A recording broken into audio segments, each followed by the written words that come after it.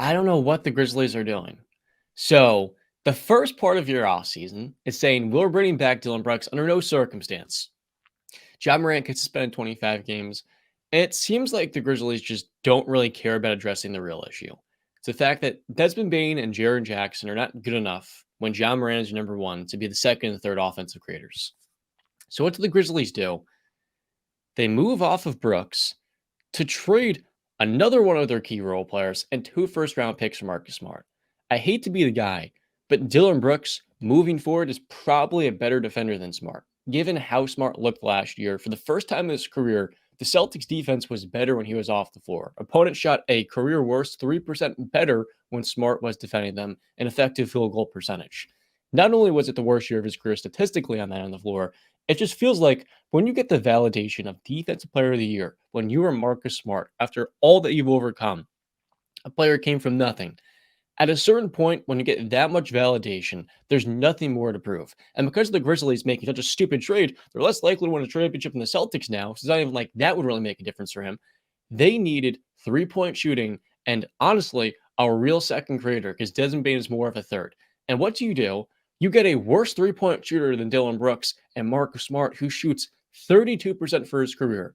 And Dylan Brooks' worst year of his career shot 32%. For his career, he shoots 34.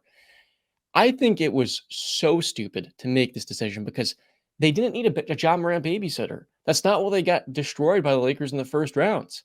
The Grizzlies needed a real second star who could create offense at a high level, particularly from the perimeter, opening up the floor for Desmond Bane to then be your tertiary ball handler. Marcus Smart is going to have the same exact issues Dylan Brooks did.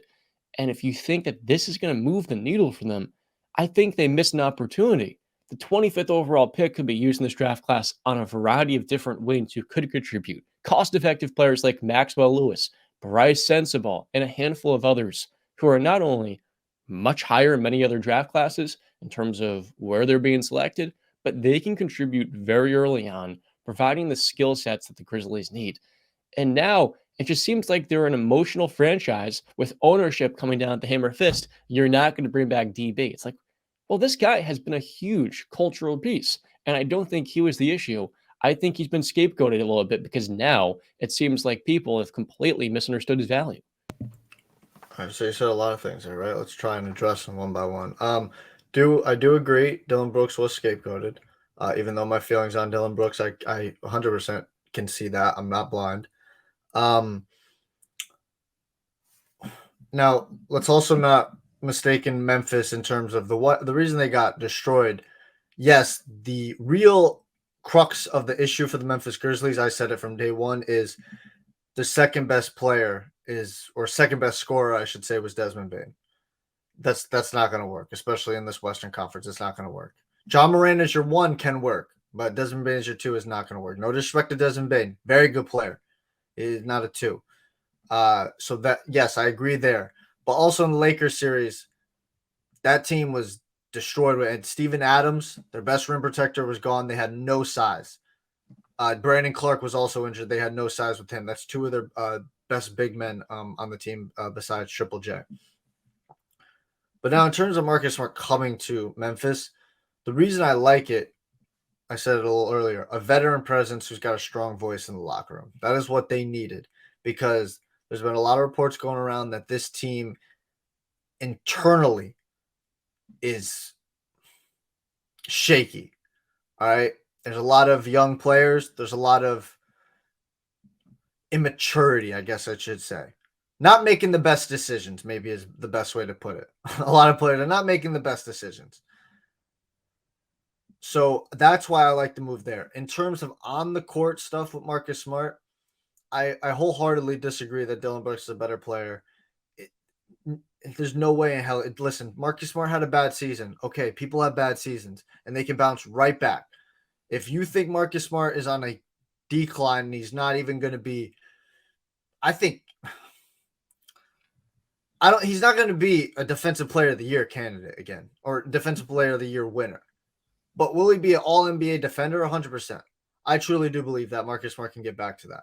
I trust Marcus Smart, even though he's a worse 3-point career shooter than Dylan Brooks. I trust Marcus Smart in the playoffs to make a wide open three more than Dylan Brooks. Totally I fair. truly do believe that because Dylan Brooks talks way too much and does nothing to back it up. He talks himself out of the game because when the moment gets big, when the lights get the brightest, he comes up small. Small. All right? You don't want a guy like that on your team who's going to talk this big game, and when he gets cooked, he's running away from reporters and not facing the heat. You don't want that in your culture. Marcus Smart ain't going to do that. All right? You don't want that in your culture. That's bad for culture. It's a bad look. But this is also a guy that 2 years ago averaged 26 points per game in a playoff series, shooting 40% from downtown. This was far and away the worst year and the worst moment of Brooks' career. The right thing as a franchise to do is back him up, instill a little bit of confidence in him, and ideally get him to play better next year because he's going to kind of progress back to the norm, which is a 35% career three-point shooter for him. I think that Dylan Brooks is better than Marcus Smart because this year he was much better defensively. But at 6'7", you're looking at a guy who can defend Zion Williamson and then at the same time can switch on the guards. He's done it this year. In fact, he was one of the best matchups on Zion. In the playoffs, he couldn't guard LeBron James because his confidence was totally shattered. But this is an all-league defender that clearly has better days ahead of him. At 27 years old, right? Yeah, 27, he's still young. Made his first all-defensive team. Marcus Smart at 29 had far and away his worst defensive season. Like, even in the playoffs, when the Miami Heat were going up 3-0, the guy was totally disengaged, and he looked like, oh, yeah, I'm mailing in. I'm like, how did this guy win Defensive Player of the Year 12 months ago? And it felt like he was picking and choosing when to play hard defensively. So, yes, do they get a much-needed cultural upgrade? Yeah, but that's not going to make them a better basketball team. And that's the case. And here's the other thing, too. What Ja Morant has, the decisions he made on the court are a horrible look, right? Given how impactful, given how influential he is, how many kids look up to him, it's embarrassing that he can't control not showing up a gun on Instagram Live over making millions in the NBA. I really don't think Marcus Smart coming in is going to affect that. If Ja Morant's going to continue to make that behavior, there's really nothing a guy like Marcus Smart can do to control it in my eyes. It's just, unfortunately, the part where, hey, look, your star player has to grow up at some point. And if he's not going to do that on his own, then nobody in your locker room is really going to change that. Yeah, no, I agree. Listen, somebody's not going to, you can't help somebody unless they want to help themselves. That's 100% true. But I don't think it's going to hurt to have Marcus Smart in the locker room. That's what I'm saying. No. I also don't think, well, you might not think that they're going to get better with Marcus Smart. I don't think they get worse with Marcus Smart than Dylan Brooks. I don't. I think what's going to hinder this team, and if they have a worse record, is not going to be the Marcus Smart trade. It's going to be Ja Morant was suspended for 25 games. So I don't think that impacts them there. Yeah, I just, I get it. For me with Dylan Brooks, it's just, yeah, can he come back? 100%. I don't know if he's getting any calls. I know a lot of people during that playoff series were saying this guy's going to be in China. A lot of people were cracking those jokes. Now, so I don't know if he's going to be on a team next year. I don't know if anybody's going to take a chance on him next year. And I don't know if this guy's confidence is shattered. We've seen this in sports. If your confidence goes, brother, you're done. You're done. There's nothing you can do. Because that's where, if you don't believe in yourself, there's no point in anybody else believing in you. That's where it starts. So if your confidence is shot, you're done. So I'm not even going to take a chance on that. That's why I was saying hell no to our boy FLB when he was saying get Dylan Brooks to the Miami Heat. He ain't handling that culture. He can't handle that culture. Are you kidding me? Get out sure of here. About that. 100%. This is a former second-round pick that's made his way to NBA. Starter. And he couldn't face the Heat when he was talking shit after the game. In the biggest moments, he couldn't face the Heat. He couldn't. Every single game. It wasn't just one time. It was every game that they lost. He talked shit beforehand and then couldn't face the Heat afterwards. He was gone. MIA. Nobody could find him. That's not – you think anybody on the Miami Heat would do that? No. The hell out of you. You hear how Dwayne Wade talks about Pat Riley, the story of LeBron James wanting Pat Riley to come down and coach him, and Dwayne literally had to have a conversation with him, say, you don't want that. You don't want the Godfather coming downstairs. No, Dylan Brooks can't. I'm sorry. It's no. He's got to go do some soul searching or whatever and learn, like, listen, if you're going to, I respect people who can talk shit, but you got to, and if you're not going to back it up, you got to at least sit here on the camera while the reporters are asking you questions and answer that. You cannot run. Cam Newton got obliterated for that in the Super Bowl. Countless people have gotten to Jordan Poole turning his back to reporters. You got to show up. You got to show up. Gotta take the heat. Yep. And speaking of FLB, and you can't take the heat, pun intended. Speaking of FLB, we've got him in the stream.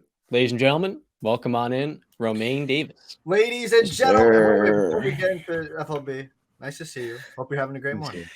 What's up? What's up?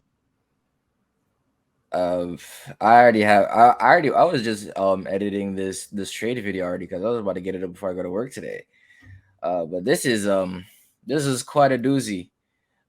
Still disagree on the Dylan Brooks in Miami take. That's cool. But I'm on your side with the Marcus Smart to Memphis thing. I will say I think him having a bad defensive season last season was more of an aberration than it is the standard, considering the fact that everybody on the Boston Celtics had a down defensive season after losing Ime. It's not really just him. There's a reason why that whole team kind of looked fractured after losing him. So I would say it's easily, you can see it. Maybe not DPOY because I didn't even think he deserved that in the first place. But he can definitely get back to an all defensive first team type of play in Memphis. And it's not even a babysitter for Josh situation. It's more of just a veteran presence, just some maturity on the court. You're not gonna stop Josh from doing the bullshit he's doing if he wants to keep doing it. But again, you see what veterans, the guys like Udonis Haslem and Patrick Beverly, guys that actually have a voice in the locker room can do for you. As you get them.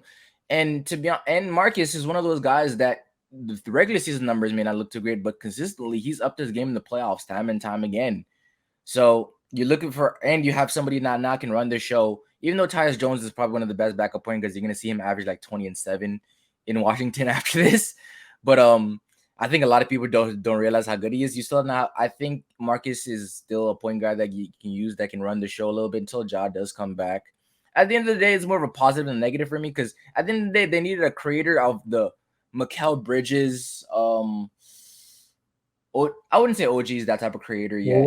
But that type of player. But you weren't gonna get. But obviously, the first round picks weren't gonna get you those guys. They weren't gonna get you Lurie because Lurie fits the Utah Jazz's rebuilding timeline, and they probably want to build around him. And you're not gonna get Mikal because obviously Brooklyn already rejected the first round picks for him anyway. So the guys you wanted aren't available for what you're trying to offer anyway, because the teams value them more than that anyway. So you might as well go get somebody else that can actually fill a certain role that you already need, instead of sitting here on your hands looking for something that's never going to materialize for itself. I want to throw a trade scenario out there, right? Oh boy. Tell me if I'm crazy though, right? For the Celtics, because you brought up the Utah Jazz. There's a point guard on the team, Colin Sexton, who is apparently in trade, block, whatever you want to call it. Would it be smart for the Celtics to take the 2 first-round picks? I don't know if that's asking too much, and say, Utah, will you trade us Collins because they need a guard? Get Collins. Who's the salary filler though? Because I'm pretty sure Collins is making some. I mean, you're gonna have to fill that one out for me. I don't know, Peyton Pritchard. All the reports are going on that Brogdon's injury is so significant that no team probably want to trade for him right now. So that's the problem. Hypothetically, they're able to figure it out and not get rid of a core piece. Would you guys do that if you're the Celtics? Try and go. If you can do that, but right now the only guy that you can trade looks like he's not even able to pass his physical for these trades anyway. So yeah, it's tough. He's got 2 more years tacked on at $44 million. That's a big exactly. Word. So it's a big thing right now. They said right now all the reports is that those two first round picks aren't going to stick for long. I know they're not. They're probably going to use them to try to get somebody, but it's just that matters of what the salary filler is going to be, because you already used all your salary filler anyway in Marcus, in Danilo Gallinari.